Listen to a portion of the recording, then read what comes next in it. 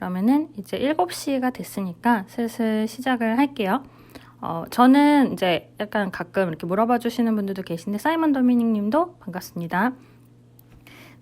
한 7시 되면 바로 시작을 하고요. 왜냐하면, 네, 이모티콘 감사합니다. 그냥돌기 님도 반갑습니다.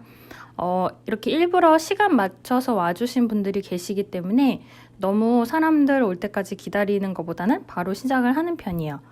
네, 그래서 일단은 시작을 해볼게요. 그리고 조금 있다가, 네, 환한대기님 감사합니다. 그다음에 지금 산책님 손 들어주셨는데, 제가 조금 있다가 요 Q&A 하는 거를 열 거니까요. 그때 또 말씀 나누면 좋을 것 같아요. 써니 작가님도 반갑습니다. 네, 출근라면님 오셨고요. 네, 산책님 양해해 주셔서 감사합니다. 네, 그 다음에 틸미나님, 사이먼 도미니님, 공룡님 오셨고요. 네, 바로 시작을 할게요. 일단 이 방에 대해서 새로 오신 분들도 계시니까요. 간단하게 소개를 드리면요. 스타트업이나 사이드 프로젝트, 그 다음에 비즈니스나 비즈니스 모델, 그 다음에 창업이나 사업, 부업 등에 대해서 이야기를 드리고 대화를 하거나 협업을 모색하기 위한 방이에요. 그래서 아까 살짝 말씀드린 것처럼 카카오음이랑 클럽하우스에서 동시에 진행을 하고 있고요. 그다음에 카카오음에서는 이제 대화를 할 수 있고, 클럽하우스는 제가 이제 메시지를 주십사 이제 보통 얘기를 드리는데요. 오픈 채팅방도 있기 때문에 카카오음 같은 경우에는 맨 윗줄에 있는 확성기 버튼을 통해서 들어오시면 될 것 같고요. 만약에 클럽하우스에 계시다 하면은 저한테 메시지를 주시면은 제가 오픈 채팅방을 안내를 드릴 거니까 그렇게 해서 오시면 될 것 같아요. 그러면은 그렇게 얘기를 드리고, 오늘 이제 얘기에 대해서 얘기를 바로 드려볼게요.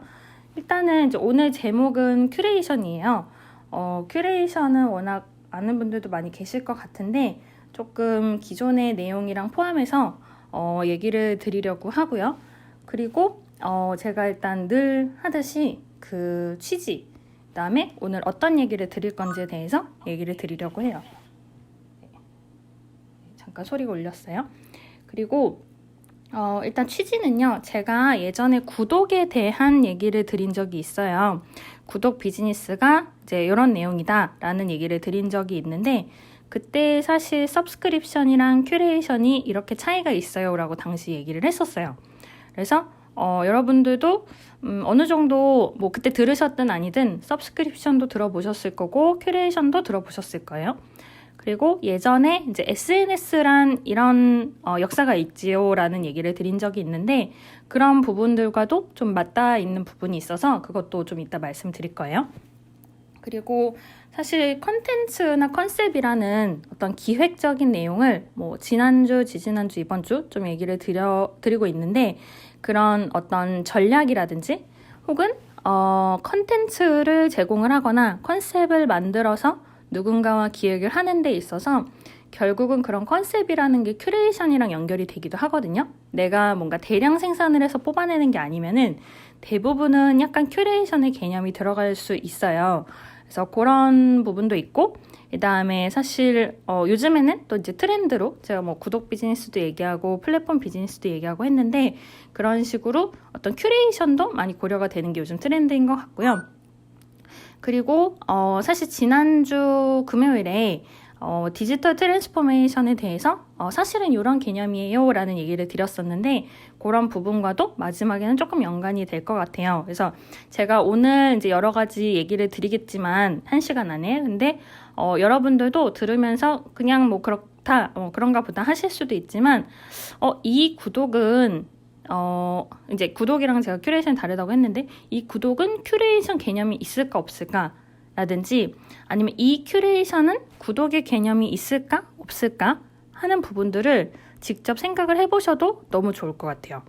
그래서 막 제가 늘 그렇듯이 이게 막 어렵게 얘기를 드리려는 건 아니고, 여러분이 하시는 비즈니스나 여러분이 갖고 계신 콘텐츠를 예를 들어서 오늘은 어떤 식으로 큐레이션을 하면 여러분이 더 돈을 잘 벌 수 있을까, 이런 개념으로 생각을 해주시면 좋을 것 같아요.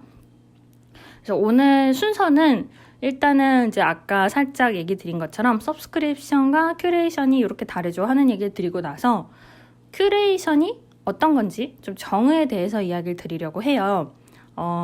그리고 이제 그 정의라는 건 당연히 너무 딱딱한 얘기보다는 지금까지 이런 개념들이 큐레이션으로 생각돼 왔어요 라는 걸 얘기 드리려고 하고요. 그 다음에 중반부에는 사실 이제 큐레이션은 여러분도 워낙 잘 아시는 거니까 사실 그런 큐레이션이 어떤 문제점이 있는지에 대해서도 조금 얘기를 드려보려고 해요. 그리고 그런 문제점에 대해서 얘기를 한 다음에는 이제 관련 용어가 몇 가지 있어서 그런 거 조금 소개 드리고 나서 요즘에 큐레이션은 이런 트렌드가 있어요 라는 거를 한 5가지 정도 포인트를 얘기를 드릴 거고요. 마지막에는 그럼 이런 큐레이션을 비즈니스 모델이나 플랫폼이나 구독 비즈니스랑 엮어서 생각해 보면 어떤 내용일까라는 거에 대해서도 살짝 얘기를 드려보려고 해요. 이제 지금 얘기 드린 게 목차고요. 그래서 큐레이션에 대한 얘기를 좀 드리고 문제점 얘기 드리고 그 다음에 관련된 용어, 그 다음에 좀 트렌드 이런 거를 말씀드리고 나서 비즈니스 모델적인 얘기를 드리겠다라고 했고요. 아까도 언급드렸듯이 이제 여러분들이 비즈니스를 갖고 계시거나 컨텐츠를 직접 갖고 계시거나 뭐 음악이나 미술도 그렇고요. 아니면 이제 비즈니스 자체에서 제품적인 부분도 그렇고 결국 뭐 구독이나 큐레이션 이런 쪽으로 하시는 경우들이 많으시죠. 사실 앞으로 이제 오늘 얘기를 드리겠지만 여러분이 만약에 카카오음이나 클럽하우스에서 어떤 방을 운영하는데 거기서 나만의 컨텐츠를 좀 뽑아서 선별해서 들려주거나 이야기를 한다 하는 것도 사실 크고 길게 보면은 큐레이션의 일종인 거거든요. 그래서 뭔가 어렵게 생각하기보다는 내가 가진 것도 저런 형태가 될 수 있겠다. 이런 식으로 적용을 해보시면 좋을 것 같아요.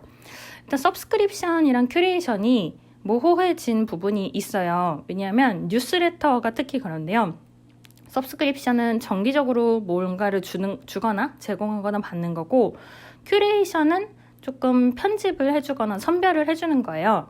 근데 뉴스레터 같은 경우에는 어떤 내용들을 뽑아서 이미 큐레이션 한 거죠. 근데 그거를 게다가 정기적으로 보내주기까지 하다 보니까 서브스크립션이기도 해서 그런 좀 교집합이 있다 보니까 혼동을 하는 경우들이 있어요. 근데 일단은 이제 그래서 서브스크립션이랑 큐레이션이 있지만 조금 다르다라는 거 생각하시면 좋은데 큐레이션은요 편집샵 좀 생각하시면 좋고요. 그 다음에 미술관, 그 다음에 DJ를 생각하시면 좋아요. 사실 디제잉을 어떤 장르를 하던 간에 DJ를 하는 것도 음악을 큐레이션 하는 거거든요. 그래서 그런 식으로 있고 그 다음에 인스타그램도 내가 원하는 혹은 내가 원할 것 같은 정보들을 보여준다는 의미에서는 큐레이션의 일종이라고 많이들 보거든요.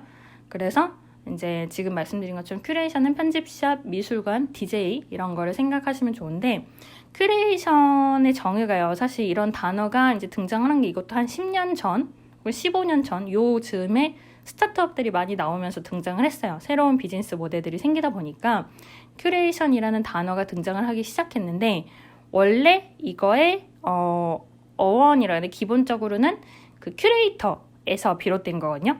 여러분이 이제 갤러리나 아니면 미술관에 가면은 이 작품은 이런 거고요. 이렇게 뭐 뽑힌 건데 이런 뭐 형식으로 그렸습니다. 이제 이런 걸 설명해 주시는 큐레이터 분이나 도스트 분이 계시는데 이런 큐레이터가 하는 행위가 원래 큐레이션이었어요. 근데 거기서 이제 비롯돼서 이렇게 미술관에서 골라서 보여주는 것처럼 결국 모아서 보여주는 혹은 선별해서 보여주는 게 큐레이션이다 라는 식으로 행위에 대한 정의가 점점 들어가기 시작했고요. 그러다 보니까 기존의 큐레이션 말고도 이제 여러분들이 자주 상상하시는 제가 아까 말씀드린 컨텐츠 큐레이션이라는 게 점점 생겼어요. 그리고 오늘 막 다룰 내용은 아니지만 데이터 큐레이션이라는 관점도 있고요. 이따 조금 언급드릴 디지털 큐레이션 이런 것도 있고 그 외에도 사실 종류는 되게 많아요. 그리고 요즘에는 제품의 큐레이션도 많죠. 아까 제가 얘기 드린 편집샵에서 물건을 파는 것일 수도 있고 그렇지 않다고 하더라도 이제 미미박스라든지 어떤 박스를 통해서 제공되는 것들도 제품의 큐레이션이죠. 물론 이제 그것도 뭐 컨텐츠 큐레이션이 아니냐 하실 수도 있는데 그것도 맞고요.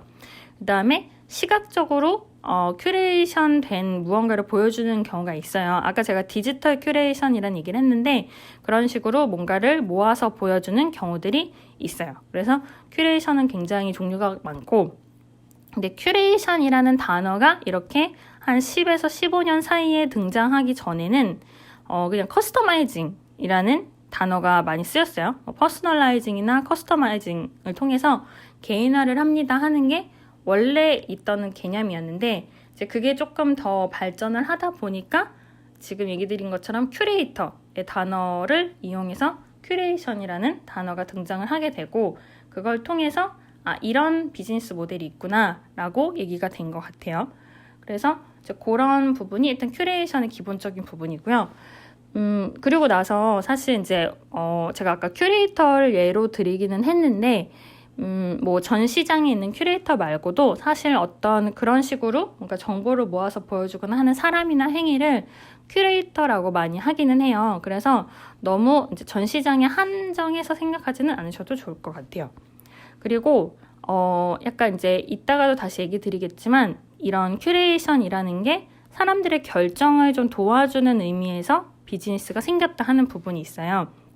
그래서 그런 게 이제 사실 아까 음악이나 뭐 그림이나 이런 얘기도 제가 예시를 드렸지만 그런 내용들도 결국 조금 더 결정하기 쉽고 선택하기 쉽게 만들어주는 거기 때문에 뭐 귀차니즘이라는 단어가 우리나라에서 유행한 지도 거의 한 20년 가까이 된 것 같은데 그런 귀찮은 것에 대해서 전문가가 정보를 골라준다라는 의미로 시작되었다는 거를 생각을 해두시면 좋을 것 같고요. 그리고 이게 아까 제가 얘기 드린 것처럼 인스타그램이 사실 큐레이션의 일종이에요. 특히 어떤 개념이냐면은 해시태그를 통해서 여러분들이 뭐 검색을 하기도 하고 글을 쓰기도 하죠. 뭐 예를 들어서 어디 갔다 하는 여행의 장소를 해시태그를 통해서 쓰기도 하는데 그 해시태그가 큐레이션의 수단이 되는 거라고 보시면 좋을 것 같아요. 아까 제가 뭐 큐레이션 종류가 되게 많아요 라고 얘기를 드렸고 그 안에서도 뭐 여러 가지 수단이나 보는 방법이 있을 수 있는데 해시태그를 통해서 보는 것도 큐레이션이기는 하고요. 이제 온라인의 경우에 그리고 그 해시태그가 사실 인스타그램을 토대로 굉장히 유명해졌고 그러다 보니까 꼭 인스타그램이 아니더라도 해시태그를 이용하거나 마케팅용으로 쓰는 곳들도 많이 늘어났고 그러면서 큐레이션이 굉장히 부각을 받게 된 것 같아요. 근데 다만 이게 문제점은 이따 얘기 드릴 거지만 큐레이션의 단점이라는 점에서는 내가 오롯이 혼자 선택하는 게 아니라 누군가가 개입을 하는 거거든요. 아까 DJ 얘기를 드렸는데 예를 들어서 DJ 하시는 분이 개입을 해서 음악을 선택해서 들려주는 거죠. 또는 화장품을 여러 가지 모아서 보여주거나 보내주는 식으로 하는 거기 때문에 내가 전부 100% 선택하는 게 아니라 누군가의 손을 거치는 거예요. 그게 좋을 수도 있고 그게 나쁠 수도 있는 거죠. 그래서 물론 내가 너무 바쁜데 알아서 골라주는 거는 정말 의미도 있고 좋지만 반대로 내가 정보를 선택한다 하는 점에서는 그 권리를 다른 사람한테 주는 거가 되기 때문에 이게 정말 긍정적인 것이냐 뭐 부정적인 것이냐 하는 부분에 대해서는 좀 얘기가 많아요. 그러니까 뭐 이건 당연히 소비자의 선택이고요. 제가 뭐 늘 얘기 드리는 거지만 이런 비즈니스나 혹은 여러분들이 비즈니스 할 수 있는 가능성에 대해서 얘기를 드릴 때 여러분이 꼭 이걸 직접 비즈니스로 하지 않으시더라도 소비자로서 구매를 하거나 활용이나 활동을 하는 것과도 연관이 있다는 걸 늘 말씀드리고 있고 그 다음에 투자하시는 분들의 입장에서도 만약에 어떤 서비스가 저희 큐레이션 서비스입니다 라고 하면 진짜 큐레이션을 하는 건가? 뭘 하나? 어떻게 하나? 이런 부분들을 살펴보시게 될 것 같은데 그런 부분들이랑도 연관 지어서 생각하시면 좋을 것 같아요.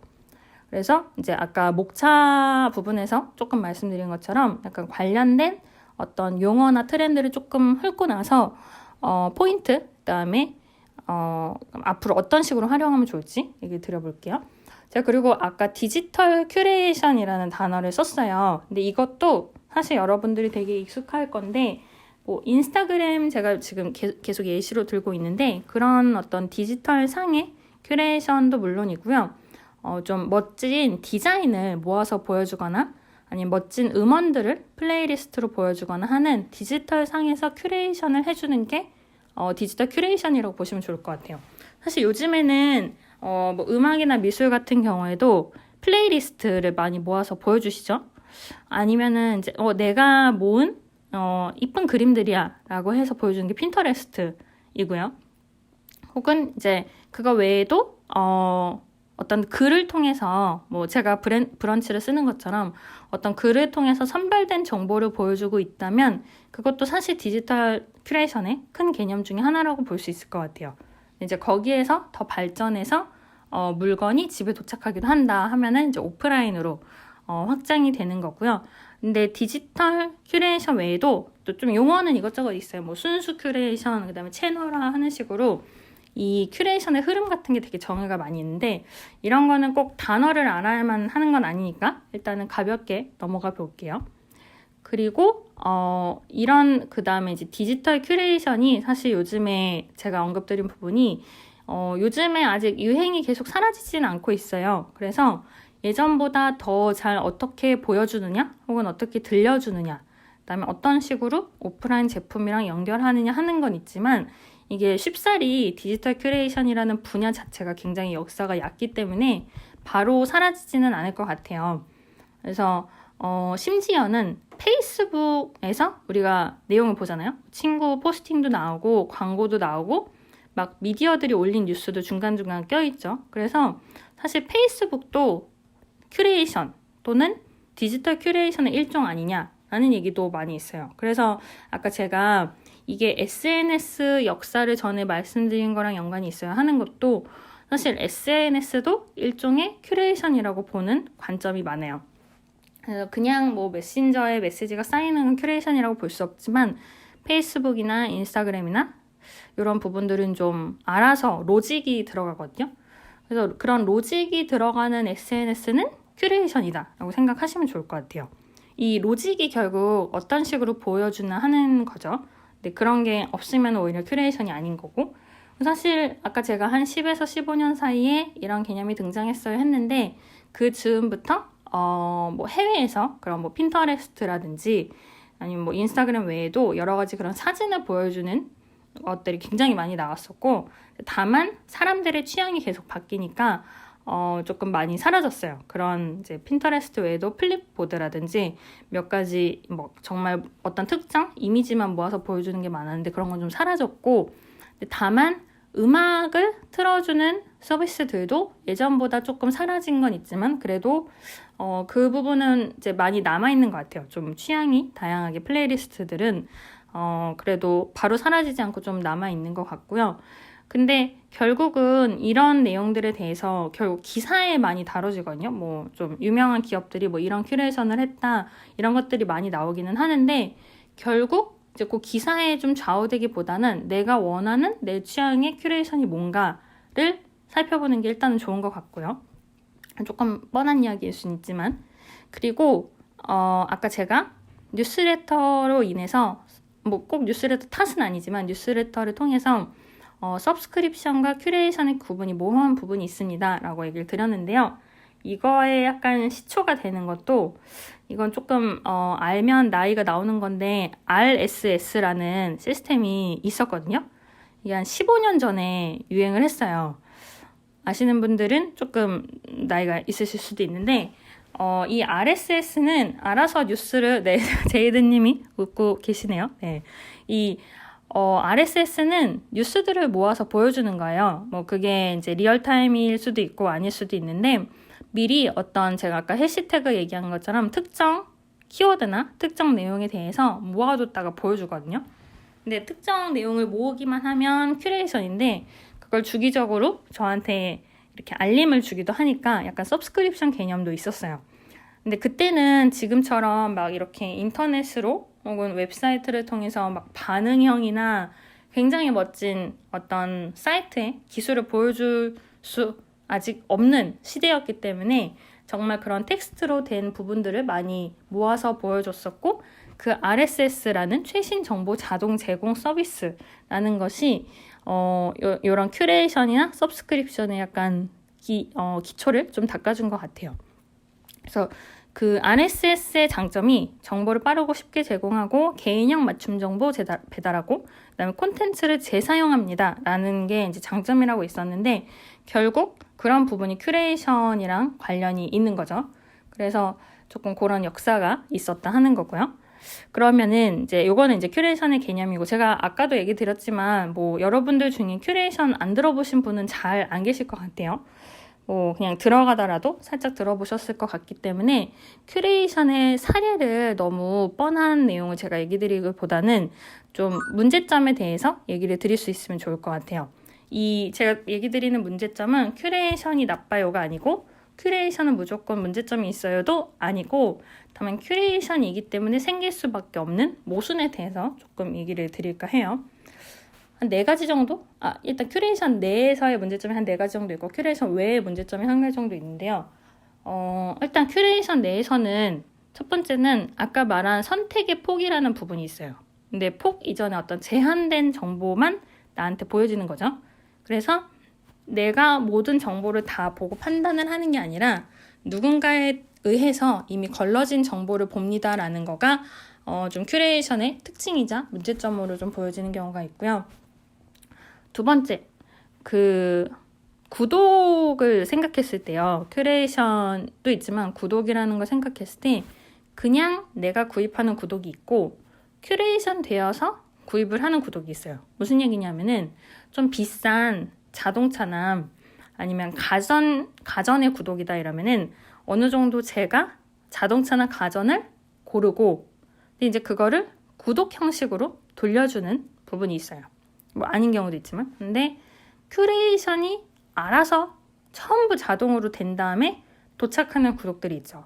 그게 이제 화장품, 그다음에 꽃, 그다음에 먹을 것들, 이런 것들이 있는데, 물론 그냥 알아서 전부 오기도 하고, 혹은 당신의 취향은 A입니까 B입니까 C입니까 라고 물어봐서 큐레이션 되기도 해요. 뭐 음악 같은 경우에도 뭐 멜론이나 어떤 특정 사이트에 들어가면은 뭐 팝, 그다음에 뭐 발라드, 뭐 R&B 이런 식으로 장르별로 음악을 알아서 큐레이션 해주기도 하는데, 그런 것들이 이제 약간의 취향을 반영을 하는 거죠. 근데 문제는 음악은 그래도 되게 알기 쉬워요. 근데 그림이나 그다음에 제가 말씀드린 제품들은 얼마나 진짜 취향을 기반으로 했는가가 사실 굉장히 미지수거든요. 예를 들면 뭐 한 10가지, 100가지 막 이런 데이터들을 기준으로 그런 취향이 나뉘었는지, 아니면은 그냥 ABC 대충 나눠보는 경우도 많이 있거든요. 이제 그 시행착오를 하기 위해서 그냥 비싼 거 모으고 싼 거 모으고 이런 식으로 해서 그냥 큐레이션을 나누기도 하기 때문에, 이런 큐레이션이 진짜 취향을 전부 반영했을까? 라는 부분에서 이제 의구심을 보이는 경우들이 있고, 그다음에 혹은 그런 이제 뭐 예를 들면 귀여운 사람을 위한 큐레이션, 뭐 그다음에 멋진 사람을 위한 큐레이션 예를 들어서 이런 식으로 있다고 하면 사실은 그거에 대해서 내가 뭘 정의하는지 봐야 되는데 그냥 있어 보이니까 선택한 거 아닌가라는 함정이 좀 숨어 있는 거죠.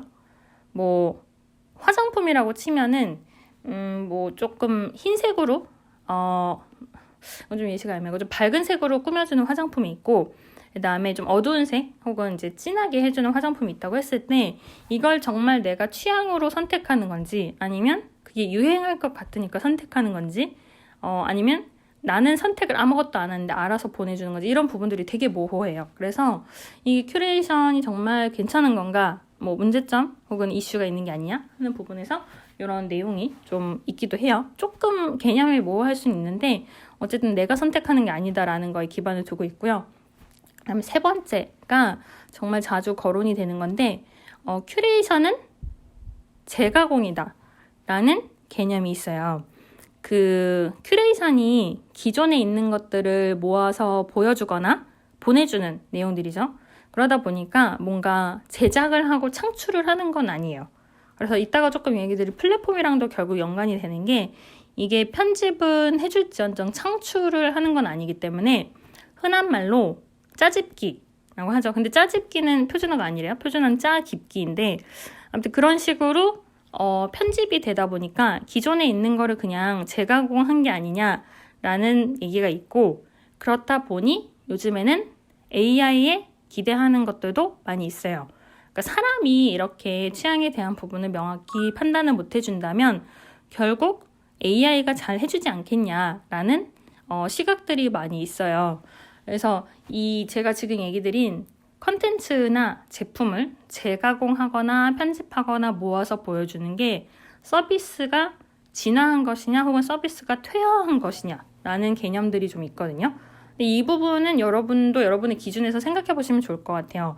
뭐 넷플릭스라든지 인스타그램이라든지 정말 여러 가지 그런 큐레이션이라고 내세우는 서비스들이 있는데 이게 나의 귀찮음을 보완해주기 위한 서비스가 진화한 것인지 아니면 좀 퇴화됐다고 볼 수 있는지 이런 부분들이 사람들마다 생각이 다를 것 같고요.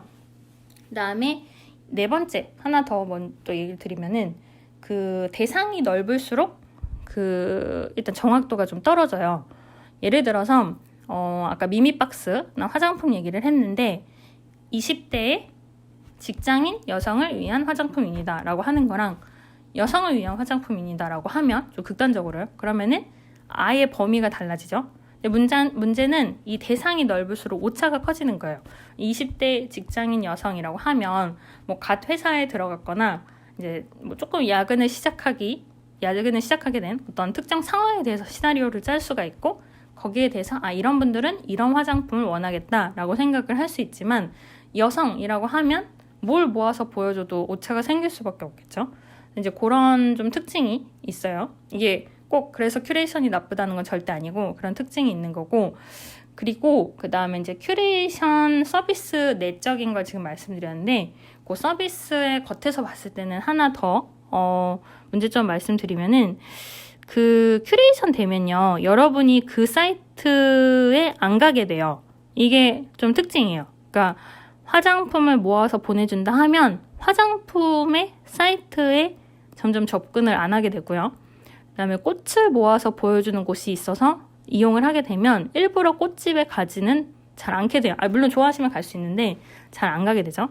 음악을 알아서 전부 디제잉 해줍니다 하면 직접 음원 사이트에 잘 안 가게 되는 거랑 비슷한 이치예요.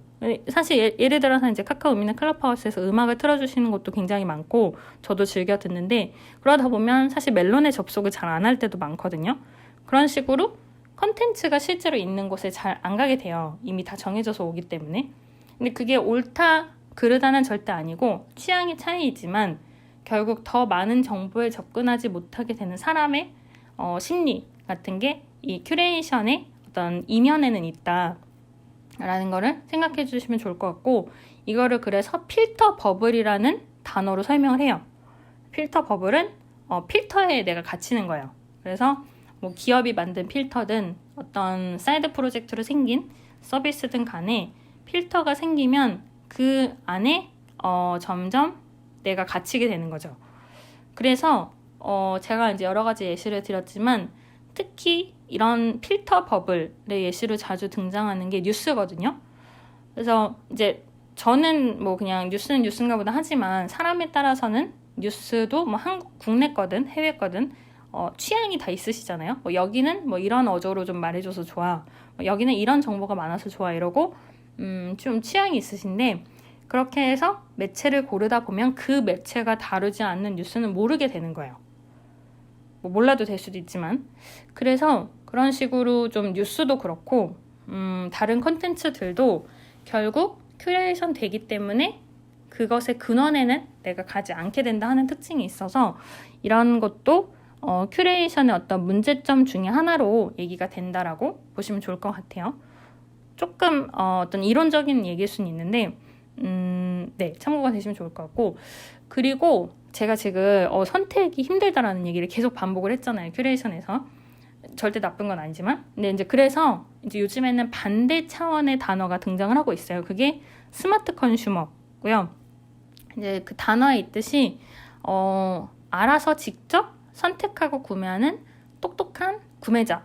이런 식으로 스마트 컨슈머가 요즘 유행을 하고 뭐 그래서 이제 스마트 컨슈머를 위한 제품입니다 라고 많이 되는데 사실은 그냥 제 개인적으로는 스마트 컨슈머를 위한 제품들이라는 점에서 이미 또 큐레이션 되고 있는 것 같은 모순은 좀 있어요.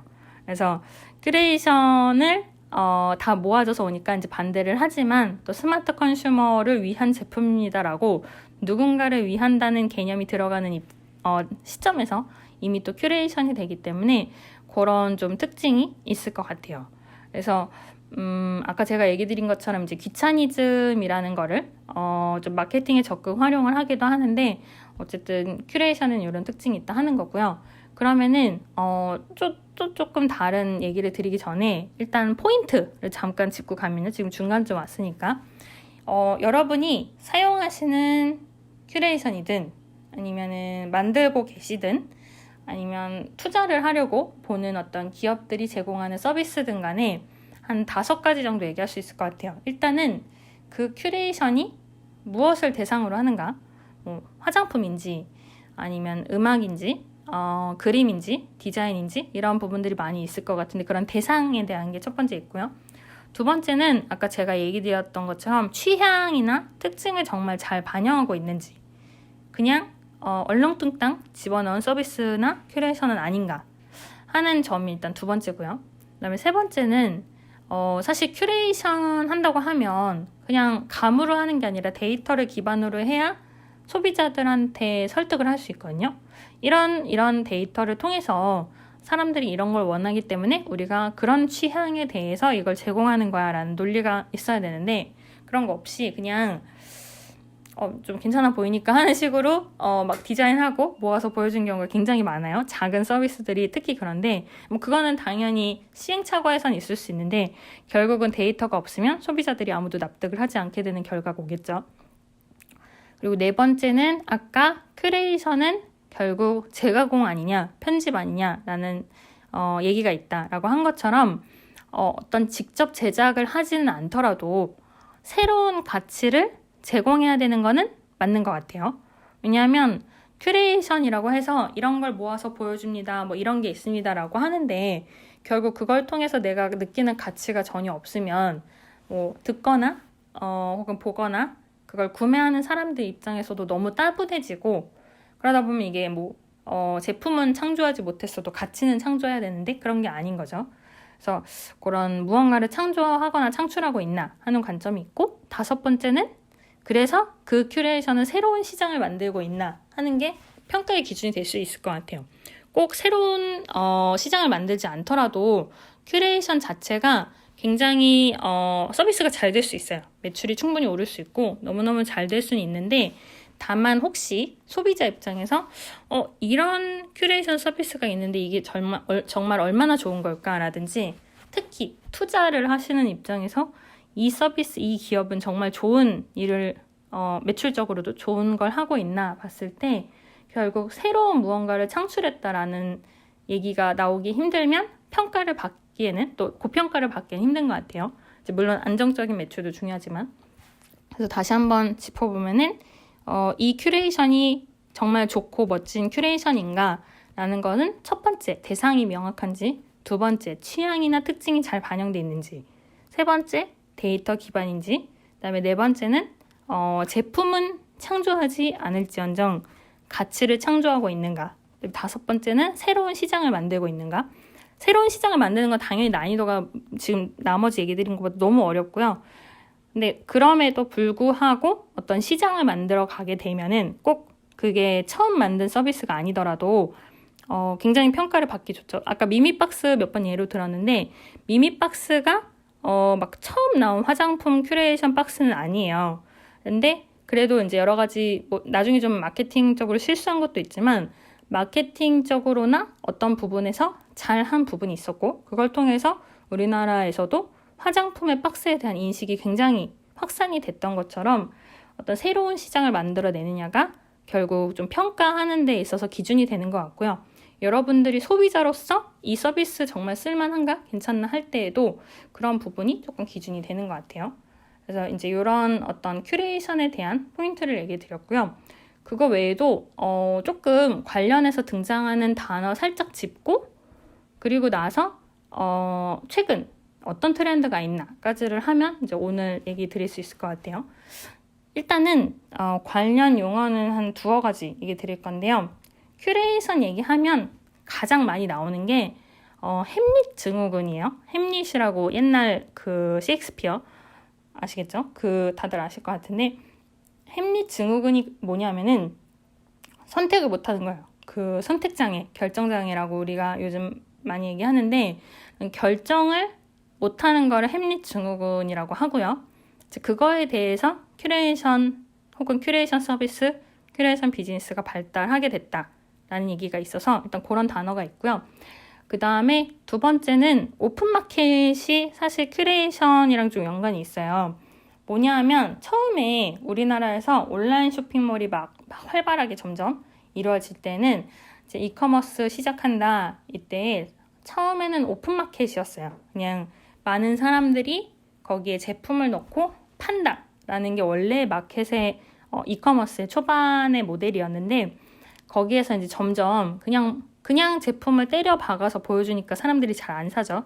그러다 보니까 좀 소셜 커머스, 뭐 큐레이션 커머스 이런 식으로 커머스 자체에 대해서 개념을 많이 넣게 됐거든요. 그래서 사실 지금 큐레이션 커머스라는 단어를 되게 많이 써요. 그냥 상품을 사는 게 아니라 좀 모아서 보여준 것 중에서 내가 골라서 사는 거 이런 개념인데 이게 처음에는 오픈마켓이 시작이었지만 지금은 큐레이션 커머스에 이르렀다 하는 얘기가 많고요. 중간에 소셜 커머스가 있고요. 한 10년 전 정도부터 쿠팡, 그다음에 티몬, 위메프 이런 이제 3사를 시작으로 소셜 커머스라는 개념이 굉장히 많이 유행을 하게 됐었는데 이제 그런 것도 거치면서 사람들이 좋아할 만한 거를 더 잘 선별해서 보여줘야겠구나 라고 된 게 큐레이션 커머스의 시작이라고 보시면 좋을 것 같아요. 그리고 큐레이션 자체도 좀 종류가 있어요. 그래서 아까 제가 SNS 얘기를 여러 번 언급했는데 SNS형 큐레이션이라는 게 있고요. 그게 뭐 페이스북이나 인스타그램처럼 SNS를 통해서 큐레이션 되는 어떤 정보들이 있고 그거 외에는 큐레이션 커머스를 통해서 결국 구매를 하게 하는 부분들이 있고요. 그게 이제는 그리고 예전에는 그냥 온라인 사이트에서 보여주던 게 O2, 온라인과 오프라인을 연계해서 사이트에서 큐레이션 된 거 막 보여주고 그다음에 사면 그게 집으로 오고 이게 온라인과 오프라인을 좀 연결한다는 취지에서 O2가 큐레이션이 지금 많이 확장이 되고 있다라는 얘기도 하고 있어요. 이게 약간 관련된 이제 키워드들이고요. 이제 후반부는 그래서 트렌드가 요즘 어떤가 라는 부분을 제가 얘기를 드리면 좀 여러분한테 참고가 되지 않을까 싶어요. 일단은 트렌드는 한 5가지 정도 잡아봤어요. 요즘에 큐레이션 서비스가 나오는 트렌드인데 첫 번째는 일단 공간에 관한 큐레이션이 많은 것 같아요. 뭐 인테리어적인 걸 수도 있고 제가 한 몇 주 전에 공간과 관련된 비즈니스 모델 얘기를 하면서 여러 가지 비즈니스 모델 얘기 드렸는데 그때 예를 들면 집을 직접 구매를 하는 게 아니라 돈을 내놓고 일정 기간 동안 집을 계속 돌아다니면서 사는 걸 얘기를 했었거든요. 근데 그런 집이나 가구에 대해서 큐레이션해서 보여주는 게 되게 많아요. 약간 구독이랑도 같이 서브스크립션이랑도 같이 움직이는 경우가 많은데 어쨌든 그런 집에 대한 거라든지 그다음에 제가 전에 얘기 드린 것 중에 회사에 탕비실을 카페처럼 꾸며주는 서비스들이 요즘 있어요 라고 얘기 드렸는데 그것도 약간 큐레이션 자체랑 이제 완전히 그러니까 큐레이션만 온리 들어가 있냐 하면은 그건 아니지만 공간이랑도 연관이 있지만 그런 식으로 뭔가 선별해서 제품을 자꾸 보여주는 거거든요. 게다가 요즘에는 여러분의 집도 카페입니다 하는 식으로 홈카페 큐레이션 이런 것까지 나왔어요. 정말 사람들의 아이디어는 무궁무진한 것 같아요. 제가 조금 전에 얘기 드린 건 회사를 카페처럼 해주는 건데 이제는 집을 카페처럼 만들어주기 위해서 그런 제품이나 커피들을 또 모아서 보내주더라고요. 이런 식으로 공간에 대해서 큐레이션 해주는 게 있고 특히나 코로나가 있다 보니까 그런 니즈가 커진 것 같아요. 두 번째는 컨텐츠나 디자인에 대한 건데 이게 약간 OTT 관련된 거죠. 그래서 원래 넷플릭스는 워낙 유명했고 뭐 그 외에도 OTT 많죠. 쿠팡에서도 만들고 근데 이제 한 지지난주쯤에 기사가 나와서 디즈니 결국 우리나라 들어올 것 같다 얘기가 나오는데 디즈니 플러스가 들어오는 것도 사실 컨텐츠이기도 하지만 큐레이션의 개념도 있거든요. 그 디즈니에 대한 취향을 통해서 좀 선별해서 보여주는 거기 때문에 그런 컨텐츠라든지 그 다음에 아까 제가 음악에 대해서 몇 번 언급을 드렸는데 예전에는 이제 플레이리스트가 많이 있었어요. 여러분들도 많이 만들어 보셨을 것 같은데 플레이리스트를 하거나 뭐 여러분의 추천 음악은 이것입니다 하는 이제 기존의 어떤 큐레이션적인 음악의 개념이 있었지만 뭐 제가 막 특정 서비스들을 언급하긴 그런데 이 요즘에 이제 스타트업들 보면은 특정 장르의 음악만 모아서 처음부터 그런 비즈니스를 하겠다. 그러니까 이제 멜론 같은 경우에는 음악 비즈니스를 하는데 뭐 R&B도 보여주고 팝도 보여주고 하는 거잖아요. 그게 아니라 R&B만 집중적으로 하겠다, 뭐 팝만 집중적으로 하겠다 하는 기업들도 점차 나오는 것 같아요. 그래서 그런 식으로 컨텐츠에 대한 거를 잘 큐레이션 해주는 니즈는 계속 있을 것 같고요. 그다음에 세 번째는 이거는 조금 이제 오늘 얘기한 내용은 아니었지만 핀테크 관련된 부분도 큐레이션에 대한 니즈가 많이 올라가고 있다고 해요. 사실 뭐 코로나 영향도 좀 있는 것 같아요. 왜냐하면 이제 집에 계속 있게 되죠. 코로나다 보니까. 집에 있으면은 금융에 관심이 많아지는 거죠. 사람들이. 약간 돈에 대해서도 어떤 식으로 내가 굴릴까, 재테크에 대한 관심도 예전보다 높아지는 거고, 그리고 사실 집에서 재택근무를 하면 주식을 볼 수가 있잖아요. 차트를. 회사에서는 못 보지만 집에서는 볼 수 있죠. 그러다 보니까 이제 그런 점에서도 금융적인 부분에 대한 니즈가 많이 올라가는 것 같아요. 관심도 그렇고. 그래서 그런 이제 핀테크에 대한 큐레이션도 있다 보니까 신한카드 이런 데서도 몇 달 전에 AI 자산 큐레이션 이런 걸 출시한다든지 하는 식으로 금융권에서도 큐레이션을 많이 움직이고 있어요. 근데 물론 아까 얘기 드린 컨텐츠나 혹은 오프라인에서 우리가 눈으로 보는 큐레이션이랑 좀 다르니까 제가 언급을 많이 드리진 않았는데 그런 식으로 AI의 힘을 빌리는 것뿐만이 아니라 자산이나 금융에 대한 큐레이션도 요즘 늘어가고 있다 하는 게 세 번째 트렌드예요. 그리고 네 번째는 아까 제가 큐레이션의 문제점을 얘기 드렸는데 그래서 더 우리는 타깃을 명확하게 해서 큐레이션을 강화하겠다 하는 서비스들이 좀 늘어나는 게 있고요. 뭐 브랜드를 큐레이션 하겠다, 뭐 커머스를 큐레이션 하겠다 해서 그 큐레이션 자체를 강화하는 게 네 번째고 다섯 번째는 조금 생소한 단어인데 미코시스템이라는 단어가 또 얼마 전에 생겼더라고요. 이런 게 일단 생기면은 유행하는 데는 몇 년 걸리는데 일단은 그래서 미코시스템이 뭔가 저도 막 단어가 여러 번 나오길래 찾아보니까 미가 나고요. 에코시스템 이렇게 해서 나를 중심으로 한 생태계라는 걸 이제 요즘에 미코시스템이라고 한대요. 왠지 단어가 나왔으니까 몇 년 있으면 유행할 수도 있고 아닐 수도 있는데 근데 다만 이런 식으로 사람들을 위해서 보여주는 게 아니라 나를 위해서 큐레이션 되는 나만의 전용 큐레이션 서비스 혹은 비즈니스 이게 이제 요즘에 트렌드인 것 같아요. 그래서 이런 한 5가지 정도 이따 다시 한번 정리 드리겠지만 얘기 드렸고 마지막으로는 이제 비즈니스 모델 차원에서 생각을 해본다면 제가 중간중간에 AI 큐레이션 하는 곳들 있어요 라고 얘기 드렸는데 그런 식으로 AI나 새로운 기술들에 점차 기대는 부분이 생기는 것 같아요. 사람의 힘으로 다 할 수가 없으니까. 그래서 디지털적인 차원이 들어가면 제가 지난주에 얘기 드렸던 것처럼 결국 디지털 트랜스포메이션이 이루어지겠죠. 막 처음부터 굉장히 되게 혁신적인 기술이 들어가는 게 아니더라도 결국 디지털화하는 내용들이 생기면 그게 디지털 트랜스포메이션의 일종이라고 볼 수 있다라고 말씀을 드렸는데 그런 식으로 좀 기술의 힘을 빌려서 점차 발전을 해가는 게 있고요. 비즈니스 모델 차원에서는 혹은 니치 시장, 틈새 시장을 또 모델화 해가는 게 있어요. 아까 제가 뭐 꽃이나 화장품이나 뭐 여러 가지 얘기 드렸는데 이런 얘기 속에 등장하지 않는 서비스들을 큐레이션 하겠습니다 해도 틈새 시장이 될 수 있거든요. 그래서 그런 것들이 좀 비즈니스 모델이 될 수 있고 정리 들어가기 전에 약간 플랫폼에 대해서도 제가 플랫폼 비즈니스를 한번 전에 말씀드린 적이 있어요. 근데 잠깐 그거를 혹시 들으신 분도 있고 아니신 분도 있겠지만 잠깐 그 기억으로 돌아가 보면 플랫폼이라는 거는 결국 누군가와 누군가를 이어줘서 그 사이를 중개하는 거거든요. 직접 물건을 팔지 않아요. 그래서 그때 쿠팡의 예시를 엄청 들었는데 직접 안 팔고 사람들의 걸 모아서 팔아주는 개념이다 보니까 내가 직접 제작을 하지 않는다라는 개념이 발생하는데 이게 큐레이션도 비슷하거든요. 큐레이션도 아까 여러 번 얘기 드린 것처럼 직접 제작 안 하죠. 그래서 사실 플랫폼이랑 큐레이션 사이에도 좀 교집합이 있어요. 근데 다만 플랫폼은 이제 연결을 해주는 게 중요한 거고요. 그래서 중개 수수료라든지 이런 부분이 들어가고 큐레이션은 모아서 보여주는 거니까 이 큐레이션 하는 과정에 대해서 금액을 청구하기도 하지만 아닌 경우들도 있죠.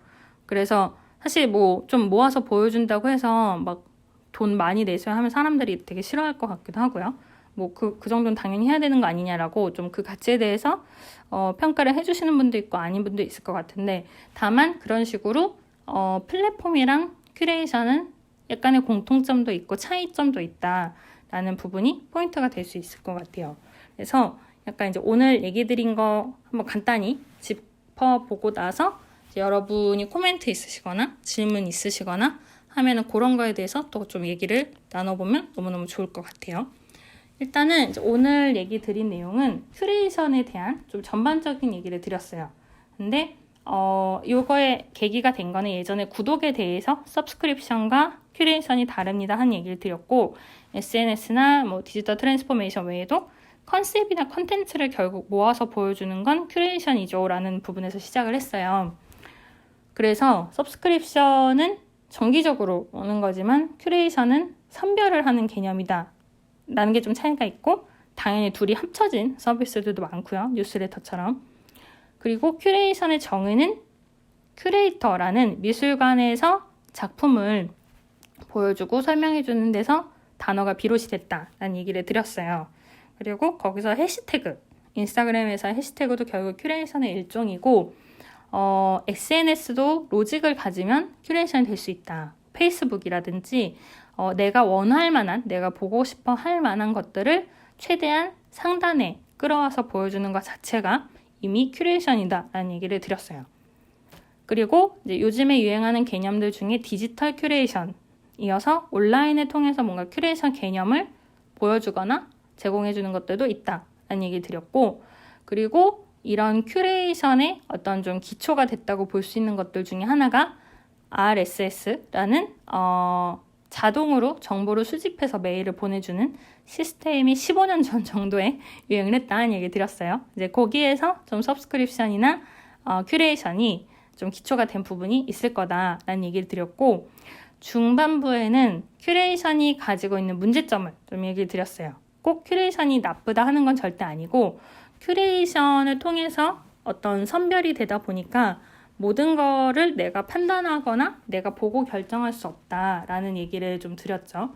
그래서 물론 이제 선택의 몫이긴 한데 그래도 어느 정도 이미 큐레이션 되어서 제공이 되다 보니까 이게 정말 취향을 기반으로 했는지, 정말 데이터를 기반으로 했는지 믿을 수 있다라는 거랑, 그다음에 큐레이션이니만큼 직접 제작하는 게 아니라 재가공을 하기 때문에 짜집기 혹은 짜깁기라는 의구심을 많이 가지기도 하고, 그래서 AI에 점차 의지하는 경향이 있다 라는 얘기를 드렸고요. 그 다음에 대상이 넓을수록 좀 오차가 커지는 거랑, 그리고 아까 필터 버블이라는 얘기를 드렸어요.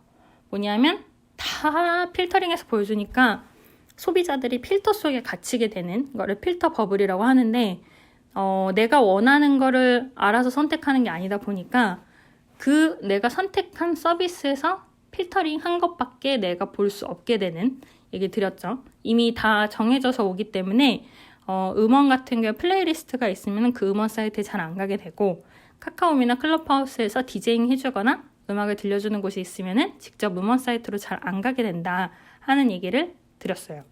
그래서 대신에 그런 식으로 선택을 못하니까 선택하게 해줄게 라는 단어로 등장하는 게 스마트 컨슈머, 똑똑한 이제 구매자들이란 얘기를 드렸고, 다만 그래도 결국 스마트 컨슈머를 위한 제품입니다 라고 누구누구를 위한 거라고 들어가는 순간 다시 큐레이션의 뭐랄까요, 악순환은 아니지만 아무튼 그 큐레이션의 그 무한대 루프에 빠지게 되는 그런 부분이 생기는 것 같아요. 그리고 큐레이션의 그런 서비스가 과연 어떤 서비스인가를 잘 판단하려면 5가지 정도 포인트가 있다고 얘기 드렸어요. 첫 번째는 대상이 명확한지, 두 번째는 취향이나 특징이 잘 반영됐는지, 세 번째는 데이터 기반인지, 네 번째는 가치를 창조하고 있는지, 다섯 번째는 새로운 시장을 만들고 있는지, 이런 거에 대해서 얘기를 드렸고, 다른 단어로 선택하기 어려워하는 심리 증후군이나 커머스가 오픈마켓에서 시작돼서 소셜 커머스를 거치고 지금은 큐레이션 커머스가 됐습니다 하는 흐름에 대해서 얘기를 드렸고요. 마지막으로 이런 큐레이션의 최근의 트렌드를 한 5가지 한 게 공간에 대한 큐레이션, 그 다음에 두 번째는 컨텐츠, OTT 이런 부분들이나 디자인에 대한 시각적인 것들의 큐레이션이 늘어나고 있다. 그 다음에 세 번째는 오늘 막 제가 예시를 많이 들진 않았지만 핀테크나 페이먼트 관련된 큐레이션도 등장하고 있어서 AI, 자산 큐레이션 이런 게 있다라는 얘기 드렸고요. 네 번째는 워낙 큐레이션이 너무 많다 보니까 정말 우리가 진짜 큐레이션 해줍니다 하는 서비스들이 더 늘어나고 있다라는 얘기 드렸고, 다섯 번째는 미코 시스템이라고 해서 나를 중심으로 한 서비스, 큐레이션이 중요하다 보니까 어느 정도 이미 분류가 된 큐레이션이 아니라 나만을 위한 큐레이션이 막 자동적으로 이루어지는 것들을 요즘에 좀 추구하는 경향이 있다. 이런 얘기 드렸어요. 그리고 이제 이런 부분들 전부 고려해서 비즈니스 모델을 생각할 때에는 아무래도 플랫폼이라는 차원도 있고요. 그다음에 디지털 트랜스포메이션이라는 부분도 조금 있고, 그다음에 지금까지 나온 어떤 제품이나 서비스가 아닌 틈새 시장을 또 발굴하면 충분히 그 안에서 큐레이션 할 만한 내용들이 있다라는 거를 좀 얘기 드릴 수 있을 것 같아요. 이게 오늘 얘기 드린 내용들이에요. 그래서 그리고 제가 아주 처음에 얘기 드렸다시피 그러면 이 구독은, 이 서브스크립션은 큐레이션일까 아닐까, 혹은 이 큐레이션은 서브스크립션일까 아닐까 라는 것도 직접 판단을 해보시면 너무 좋을 것 같고, 큐레이션이라고 내세우는 많은 서비스들이 어디까지 정말 큐레이션을 하고 있는가에 대해서도 본인의 관점으로 많이 보셔보시면 좋을 것 같아요. 제가 아까 얘기 드린 것처럼 정말 잘 그런 취향을 반영하는 것도 있고, 뭐 시행착오 개념에서 일단 그냥 만들어서 팔아보는 것도 있으니까 그게 좋다 나쁘다가 아니라 그런 식으로 어디까지 얘가 아까 제가 얘기 드린 포인트처럼 대상이나 취향을 잘 반영을 했나, 이런 거를 본인의 관점으로 살펴보시면 좋을 것 같아요. 그래서 오늘은 한 요 정도까지 내용을 얘기 드릴 수 있을 것 같고, 혹시 제가 지금 카카오음이랑 클럽하우스 양쪽에서 얘기를 드리고 있는데, 카카오음에서 코멘트나 질문이 있으시면은 손을 들여주시면 좋을 것 같고요. 클럽하우스에서는 저한테 DM을 보내주시면은 제가 바로 확인하고 말씀드릴 수 있을 것 같거든요. 그래서 클럽하우스는 메시지 보내는 기능이 있고, 카카오음은 손을 들 수가 있어요. 네. 그래서 원래는 오늘 오셔서 조금 손 들고 얘기하시겠다 하신 분도 있으셨는데 지금 안 계신가 싶기는 해요. 그러면은 일단 또 스피커 계시니까 잠깐 코멘트 여쭤볼까 싶은데, 원영님 혹시 자리에 계세요? 네, 지금 자리 비우셨나봐요. 말씀 못하시거나. 네네. 마티님 혹시 자리 계신가요? 네, 지금 자리 안 계신가봐요. 지금 스피커로 올라오셔 계신, 네, 마티님. 네. 네, 혹시, 네, 오늘 듣고 뭐 조금 코멘트 있으시면 여쭤볼 수 있으면 너무 좋을 것 같습니다. 네, 잘 들었습니다. 네. 큐레이션, 네, 플랫폼과 밀접한 관계가 있지요. 네. 여기까지입니다. 알겠습니다. 네. 마지막에 제가 플랫폼 관련해서 얘기한 부분 다시 한번 짚어주신 것 같고요. 네. 그래서 그 말씀드린 것처럼 큐레이션 자체 서비스로 돌아가는 것보다 뭐 플랫폼이랑 연관이 있거나 아니면 오늘 여러 번 얘기 드린 큐레이션 커머스, 그 다음에 그 외에도 서브스크립션이랑 큐레이션이랑 같이 돌아가거나 교집합인 부분들이 있다라는 얘기 드렸기 때문에 그런 걸 기준으로 생각을 해보시면 좋을 것 같아요. 그래서 뭐 큐레이션 오늘 제가 초반에도 얘기 드렸다시피 워낙 다들 잘 아시는 내용이다 보니까 너무 뻔한 얘기보다는 좀 어떤 문제점이 있나 위주로 좀 얘기를 드리려고 했고요.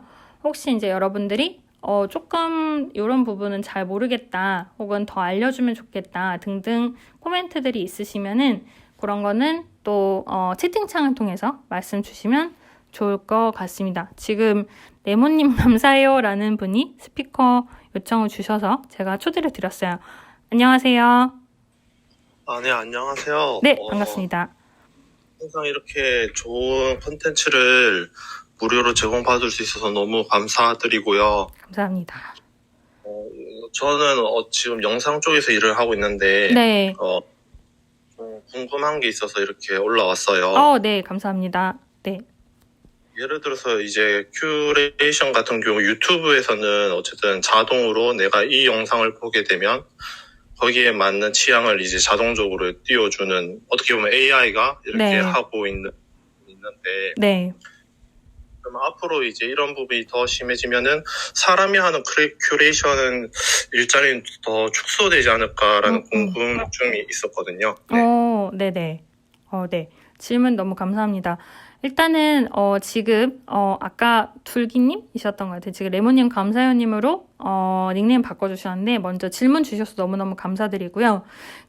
말씀 주신 거는 이런 질문이에요. 그러니까, 지금 AI라든지 로직으로 기계적으로 이루어지는 큐레이션들이 많은데 그렇게 되면 결국 사람이 하는 큐레이션은 갈 곳이 없어지는가라는 거를 얘기해 주셨는데 너무너무 좋은 포인트고요.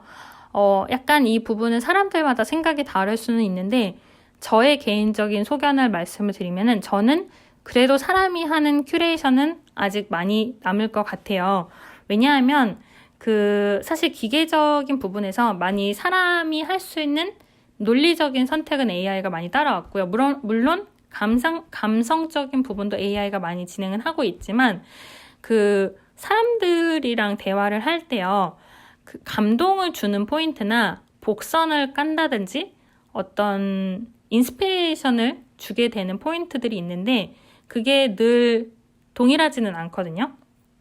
사람들이 감동을 하는 포인트가 꼭 똑같이 감동을 하는 게 아니라 예를 들어서 AI가 주는 감동이라는 거는 사람들이 슬픈 얘기에 울거나 혹은 슬프다가 반전이 굉장히 좋으면 7번 방의 선물처럼 슬프거나 뭐 여러 가지 그런 것들이 데이터로 모여서 감동을 줄 수 있다까지이지만 정말 사람이 하는 이야기 중에는 상대방의 경험에 기반했기 때문에 나오는 감동들이 있어요. 근데 그거는 AI가 아직은 전부 해결할 수는 없거든요. 왜냐하면 상대방의 경험이나 성격을 처음부터 전부 파악할 수는 없으니까요. 그래서 어느 정도 큰 기업의 큰 서비스들은 AI를 기반으로 할 것 같지만 다만 사람이 해주는 정말 커스터마이징 되고 그 사람을 배려하고 그 사람의 감동 포인트를 잡아낼 수 있는 큐레이션은 아직은 당분간 좀 더 유효하지 않을까라는 생각을 저는 하고 있습니다. 혹시 어떠실까요? 네. 감사합니다. 그리고 네네. 네.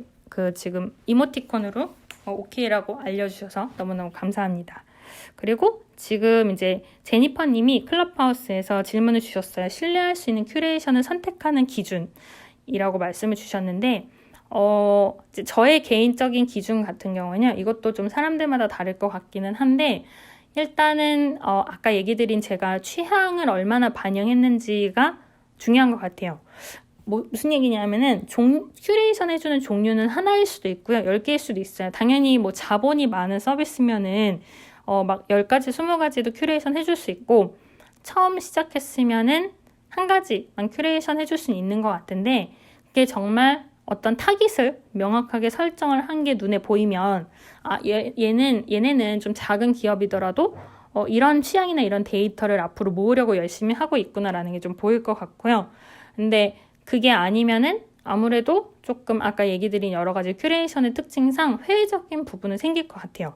그게 이제 그 큐레이션이 잘 하는가, 신뢰할 수 있는 곳인가라는 가장 큰 기준이 되는 것 같고요.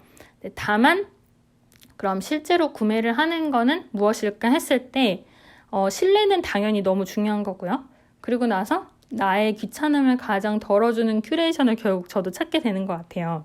그래서 아까 제가 이렇게 귀찮음을 덜어주려고 전부 의지하다 보면 나의 선택의 폭이 좁아지는 모순이 있다라고 얘기 드렸는데 결국 저도 선택하다 보면은 서브스크립션이랑 큐레이션 합쳐서 저의 귀차니즘을 좀 덜어주는 부분에 좀 의지를 하게 되는 건 있는 것 같아요. 근데 이제 다만 처음에 질문 주신 부분으로 돌아가서 신뢰할 수 있는 큐레이션이라는 거는 결국 사람들의 데이터나 취향에 대해서 얼마나 고민했나 하는 게 느껴질수록 조금 조잡하더라도 그런 부분이 조금 더 그 기업에 대해서 신뢰를 하는 부분은 생기는 것 같습니다. 네, 그리고 지금 로빈님이 스피커 요청 주셨는데요. 네, 로빈님 안녕하세요. 네, 안녕하세요. 네, 반갑습니다. 네.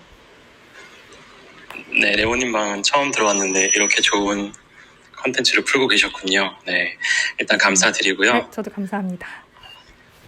예, 저의 경우에는 아까 뭐 버블 관련 이야기도 하셨지만 컨텐츠를 소비하면서 알고리즘에 좀 갇히지 않으려고 노력을 많이 해요. 네. 결국에는 시간을 소비하는 거, 뭐 넷플릭스도 마찬가지, 유튜브도 마찬가지, 그 다음에 내가 좋아하는 컨텐츠 뭐가 됐든 다 시간을 소비하는 건데, 그 시간을 결국에는 내 스스로 선택하는 비중을 좀 높이려고 노력을 하는 편인데, 네. 최근에 다양한 그런 대중들이 원하는 것은 좀 선택에 대한 귀차니즘의 측에 있기 때문에 더욱더 이런 관련 구독이라든지 그런 큐레이션 관련 그런 산업이 더 커지고 있는 것 같아요. 네. 근데 아까 그 레몬님 감사해요님 질문을 들었을 때 그냥 저랑 같이 소통하시는 분의 이야기를 좀 해드리면 어떨까 싶어서요. 너무 좋아요. 처음에 작년부터 이제 컨텐츠 크리에이터 관련해서 같이 이제 수업을 듣는 분인데 뭔가를 모아두면 어떻게든 활용할 수 있다라는 입장에서 이제 인스타를 통해서 환경 관련, 뭐 제로 웨이스트 관련해서 이렇게 컨텐츠를 만드시는 분인데 관련 생각보다 반응도 좋고 작년에 특히나 ESG 관련 관심이 높아지면서 사람들도 좀 더 의식적으로 관심을 많이 보이면서 확확 성장하고 뭐 MBC 인터뷰도 따고 뭐 아무튼 이런저런 인터뷰도 하고 엄청나게 성장하는 걸 보면서 네. 물론 데이터를 활용할 수 있는 양에 대해서 좀 더 송곳같이 하는 그런 거에 대해서는 기계 알고리즘에 마음에 들어야 되는 건 맞긴 맞지만 정말 그 소통하면서 공감하면서 내가 관심사를 댓글이라든지 뭔가 이렇게 표현하면서 공감할 수 있는 것은 개인들이 충분히 역량이 되겠다라는 생각이 들어서 말씀드리려고 올려왔습니다. 네. 너무너무 감사합니다. 맞아요. 로빈님께서 지금 말씀 주신 것처럼 워낙 지금 다양하게 또 큐레이션이나 관련 서비스가 진화를 하고 있고 말씀 주신 것처럼 그 개개인의 특징이나 혹은 그 비즈니스의 특징이 더 특화가 되고 있으니까 말씀하신 것처럼 지금 레몬님 감사해요님이 말씀 주신 포인트들에 대해서 우리가 생각하는 것 이상으로 더 많은 잠재력, 그다음에 가능성, 그다음에 비즈니스의 확장 이런 측면에서도 굉장히 많이 존재할 것 같다라는 부분이 정말 말씀 주신 그대로인 것 같아요. 너무너무 감사합니다. 네, 혹시 아까 산책님도 몇 번 손 들어주셨는데 산책님 혹시 코멘트 하실 내용 있으실까요? 제가 일단 초대 드려 볼게요. 근데 막 일부러 말씀을 하셔야 되는 건 아니고 혹시 있으시면 네, 일단 초대 드렸는데 네, 조금 애매하실 수도 있으니까 네네, 지금 말씀 못 하시는구나. 네, 알겠습니다. 그러면은 네, 지금 또 이렇게 레몬님 감사해요님이랑 제니퍼님이 질문 주시고 그거에 대해서 로비님이 여러 가지 주변 사례나 경험을 통해서 다양한 가능성에 대해서 얘기를 해주셔가지고 그런 점도 정말 참고가 많이 되는 것 같아요. 그래서 저뿐만 아니라 이걸 이제 들으시는 분들도 본인의 비즈니스든 본인의 컨텐츠든 그런 거를 큐레이션화하거나 아니면 더 사람들의 컨셉에 맞춰주거나 다양화해 가는 데 대해서 꼭 큐레이션 서비스로 하지 않더라도 이런 큐레이션들이 있으면 나는 이런 서비스를 노려보면 좋겠구나 혹은 이런 식으로 다른 틈새 시장이 있겠구나라고 생각해 볼 수 있는 계기가 되면 너무너무 좋을 것 같습니다. 그래서 오늘 또 이렇게 많이들 말씀 주시고 알려주시고 참여를 해주셔서 너무너무 감사드리고요. 제가 이제 늘 얘기 드리는 거지만 이게 한 7시에서 8시 사이에 하고 8시부터는 또 여러 가지 뉴스들이 많이 있잖아요. 그래서 뭐 꼭 음성 뉴스가 아니더라도 이런저런 뉴스들을 통해서 뭐 오늘 얘기한 거든 전에 얘기한 거든 그 본인이 비즈니스를 한다면 사이드 프로젝트를 한다면 투자를 한다면 혹은 소비자로서 활용하는데 얼마나 가치가 있나라는 걸 생각해 볼 때 그런 뉴스들에 등장하는 기업에 대해서 또 대입을 해보시고 본인만의 비즈니스 모델 이론 같은 거를 다양하게 생각해 보시면 너무 좋을 것 같아요. 그리고 이 방은 평일 아침 7시에 열리고 있고요. 카카오음은 위에 확산기 버튼을 통해서 오픈 채팅 들어오실 수 있고 클럽하우스 같은 경우에는 클럽하우스 DM으로 저한테 메시지를 주시면 제가 요 오픈 채팅 링크를 보내드릴 테니까요. 그렇게 해서 들어와서 또 같이 말씀 나누시면 좋을 것 같고 오픈 채팅에서는 이 대화를 미처 다 못 나눈 분들이랑도 또 질문이나 서로 갖고 있는 자료나 정보를 공유하기도 하니까요. 들어오셔서 많이 활용을 해주시면 좋을 것 같습니다. 오늘도 들어주셔서 너무너무 감사드리고요. 스피커 자리에서 자리 지켜주시거나 말씀 나눠주신 원영님, 마티님, 레몬님 감사해요님, 로비님도 너무너무 감사드립니다. 그리고 제가 또 못한 얘기가 있으면은 그런 것도 오픈 채팅에서 다시 말씀을 드릴게요. 네, 그러면 여러분 오늘도 좋은 하루 보내시고요. 밥 꼭 챙겨 드시고 너무 덥지만 조심하시면 좋겠습니다. 그러면은 이렇게 해서 방은 닫을게요. 좋은 하루 되세요. 3, 2, 1